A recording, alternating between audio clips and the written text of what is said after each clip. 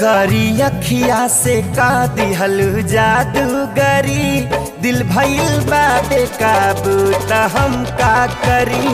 करी अखिया से का दिहल जादूगरी, दिल भइल बा बेकाबू त हम का करी। कितनो काबू में राखली चाहिल मन, न मनौलो पमाने त हम का करी। करी अखिया से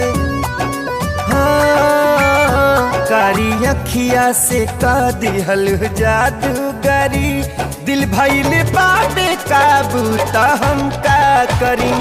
कारी अखिया से का दिहल जादूगरी, दिल भइल बा बेकाबू त हम का करी।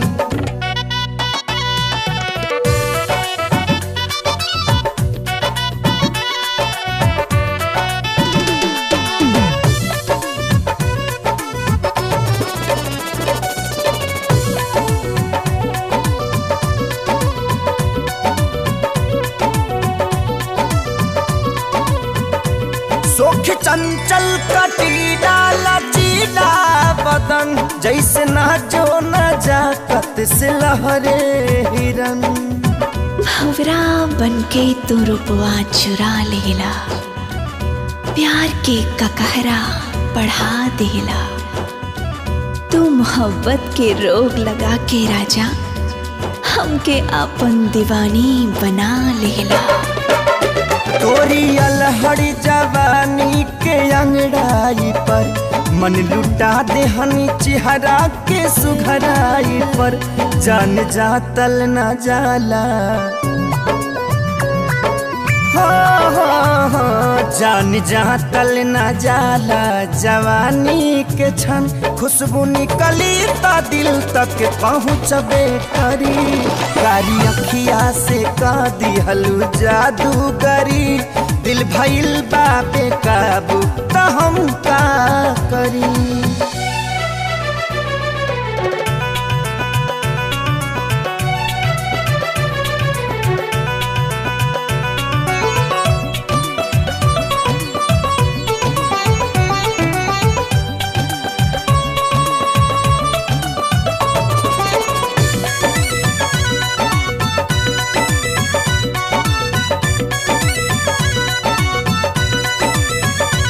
सच बोली बहुत काच लागेलू तू, चाशनी के नरमिया चिला गेलू तू। चांद सूरज से हमरा के राचल गइल बा, सबसे सुंदरता लेके हमरा के साचल गइल बा। फीका लागेला दुनिया के आठों अजूबा, हीरा मोती से हमरा के तरासल गइल बा। मन करे की नथुनिया के उठवा से तार, रस जवनिया के लिहती हम ओढ़नी बुतार। होश बेहोश बेहोश बेहोश होश बेहोश मदहोश पागल मन, जुड़ गइल बाटे जियारा त हम का करी।